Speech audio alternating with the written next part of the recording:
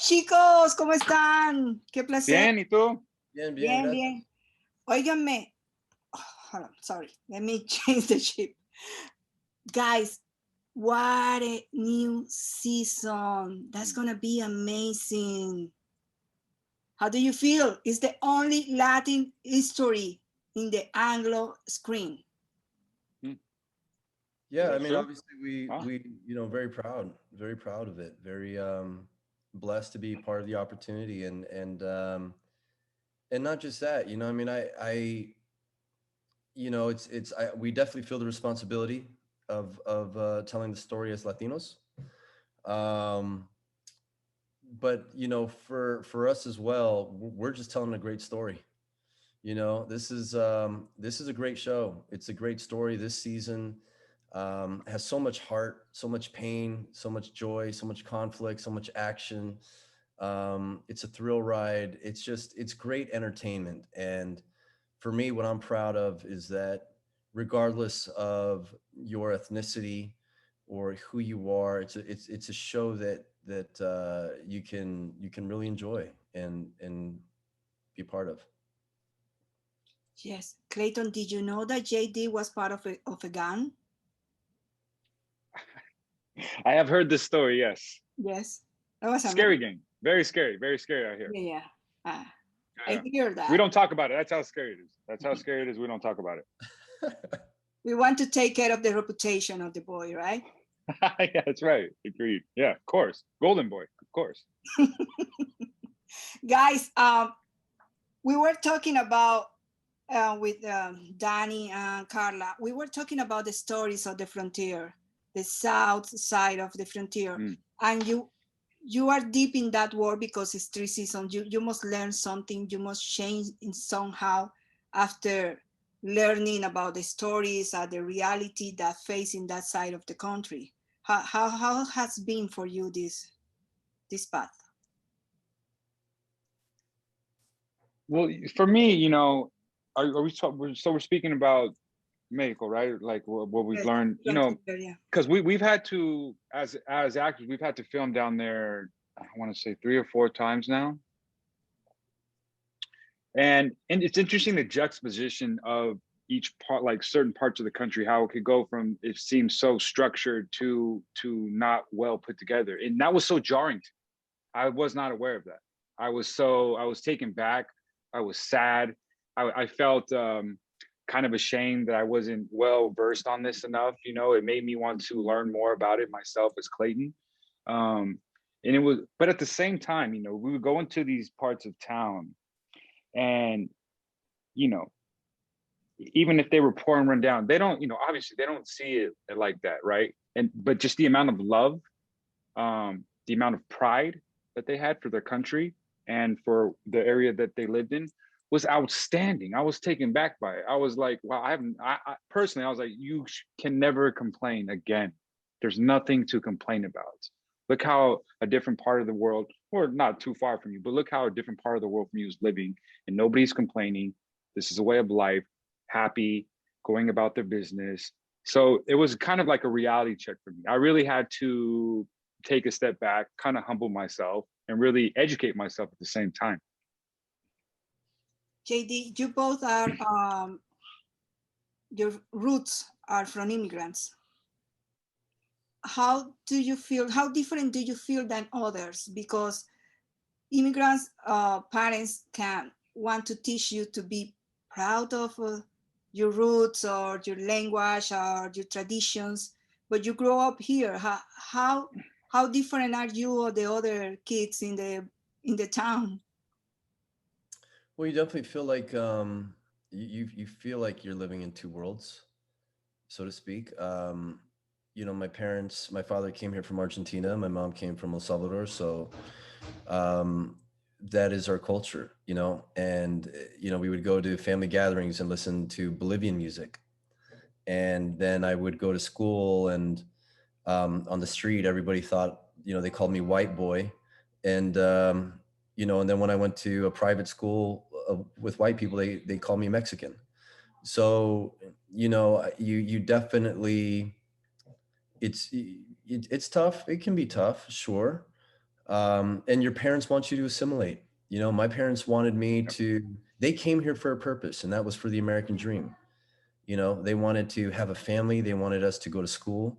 They wanted us to have an education, have all the other opportunities that they weren't able to have in Argentina or El Salvador. And so there's a responsibility to that and to play that. And I think that what I love about this show is that it includes all types of Latinos. You know, we all, the biggest mistake is everyone thinks we're the same, but we have the same heart, we have the same blood, but we come from different places. It's like you said, you know, some really want to harness that culture and keep it alive here in America, and then there are others who are like, hey, you'll have an easier time if you assimilate and if you become American. So it's definitely interesting, and I just think it maybe just makes me unique. I've learned to use it. I've growing up, I thought it was something that held me back, but growing up now as a man, I've embraced all of it. I'm everything. That's cool. Great. The bikes, did you learn because of this, or you knew how to drive a bike before? No. I did not know how to ride a bike. I know how to ride a bicycle, but a motorcycle was a whole other beast. There's videos, there's some behind the scene videos of me trying to learn how to ride the bike. Very beginning. This is a pre-production of season 1, and there's a lot. By the way, I'm not the only one to fall off this bike. Okay, so regardless of me, I don't want to put myself under the bus. A lot of us fell down. This guy, maybe, but I am the only one that almost drove into a semi-truck, a parked semi-truck. Yeah, and just the look of fear on the video, you see the look of fear on the guys' faces. Oh my God. I thought my life was over. Yeah, Clayton was almost no mas. That's what. No mas. But these things are like almost 1,000 pounds. These things are 1,000 pounds, you know? So it's like having, once you feel the power and the roar of it, it's intimidating. I was very intimidated by it. But now, you know, a lot of us, we have our own bikes, getting customized bikes, riding around town like it's nothing. But again, obviously in the beginning was very afraid. I'll tell you that. You too, JD? Or was it for you? I've dropped the bike. Yeah. You know, I think we all had our moments with that bike, you know, and I think what's comforting for me, actually it was scary in the beginning, because you hear around bike culture, they say you're going to fall. You're going to drop your bike. It's not a matter of if you're going to drop it, it's a matter of when you're going to drop it.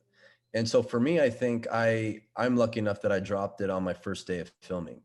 And once I got that out of the way, I felt like, okay, you got to respect the bike. You got to respect it. It's a machine. You can hurt yourself. So we really focused on learning how to ride, and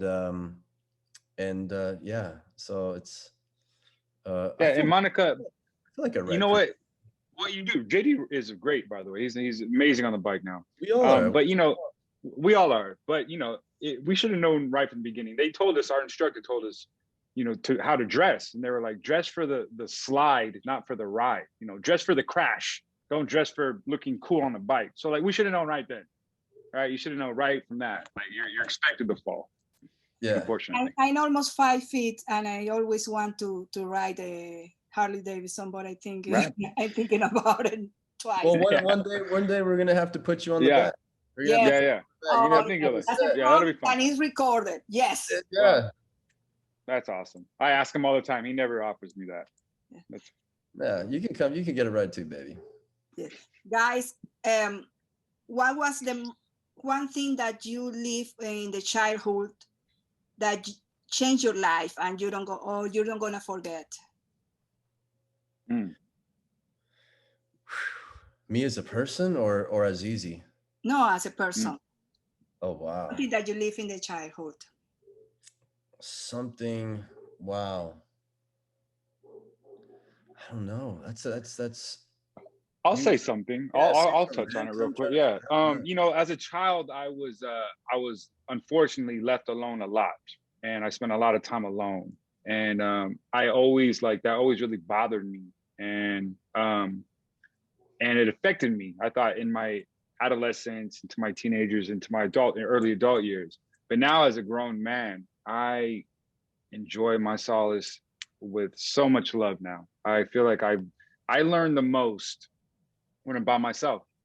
I learn the most when I learn something on my own, and it's not taught to me. It's experienced by me. You know, I go through it. I have an understanding. I have my own understanding of it, not somebody else's understanding of it. So I've learned to really not beat myself up for those moments where I had to be alone as a child, and I've really learned to enjoy it as an adult. Yeah, you know, I think I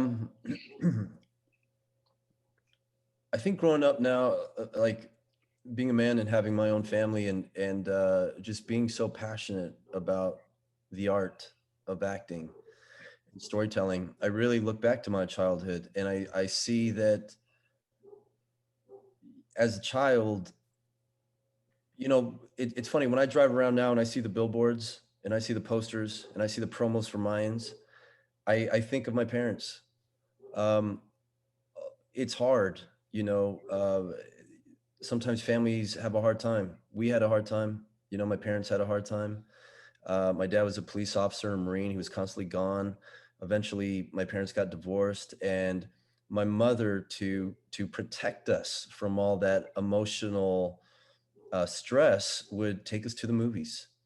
And I fell in love with storytelling. I fell in love with Dr. Zhivago or Casablanca or Gone with the Wind.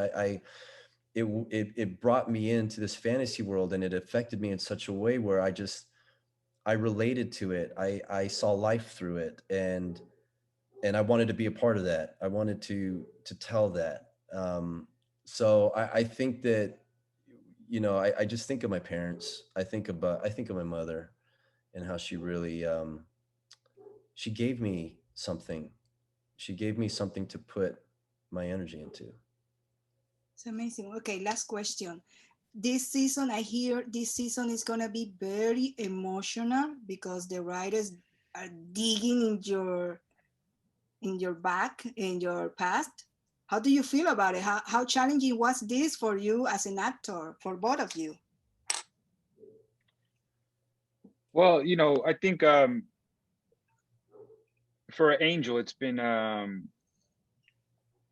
think it's been very emotional the first two seasons, regardless. But I think more so going into this third season, you get to see more of a darker version of him. You know, I think he's putting his energy into um, what's considered more negative aspects of life. You know, multiple women, alcohol, and he's really drowning himself in that. You know, so for me as emotionally as the actor, it's kind of challenging to stay in that place as an actor, especially when we're doing what block shooting is, right? We're doing a lot of the same type of scenes in the same location all day long. So we're talking 12 hours, and you're sitting in this character's necessary, well, you know, filth in a sense. You're sitting in this angst and kind of torturing himself. So that's been challenging. It's been challenging to let it go, especially when you're heading home. You know, for myself only. So that's been the biggest challenge. But I love it, Monica. You know, like as a actor, you can only dream for having characters like this that go this deep. You know, and especially with a great art. You know, with this going to this depth. You know, with these characters, they're going to have a beautiful art. So again, that's Elgin James, and that's his writing, and he just writes these beautifully nuanced characters from top to bottom of the call sheet. So I'm very honored, even regardless of, you know, if it takes a toll on my emotional life. I love it. I love it. For you too? Yeah, you know, this is an emotional season, and you should be affected by it. I know I am. And I think that that's what I love about this season is that we were able to really dive into some very real, painful, and truths of life. And you know, for me, look, it's a difficult. Yeah, it's hard, it's tough, and um, you know, you learn as a professional not to take it with you. And I think that experiencing COVID, seeing the effect that it had on the world really put all of it in perspective for me, as far as acting is what I love to do. But it's not life. You know, life is your family, you know, my wife, my children, um, relationships, my friendships with Clayton and these other artists, and we are coming together to tell a story. And so we sacrifice, we put ourselves in that because we love it, and just recognizing that it's what we love to do, and it's also our responsibility to entertain people, and it's a job. So it's all those things, and um, just very grateful. I feel very grateful and thankful just to be a part of this amazing season, which is going to, I think, really blow people away. You know, people are going to be excited. They're going to be engaged. They're going to relate. They're going to laugh. They're going to cry with the characters, and it's going to lift them up and be soul crushing at the same time. I'm glad to be a part of it. That's amazing. Thank you, guys. I will Thank stay you. the whole night talking with you, but we need to go. Thank you, Monica. Thank you so much. Thank you, Have a good Monica. day. Pleasure.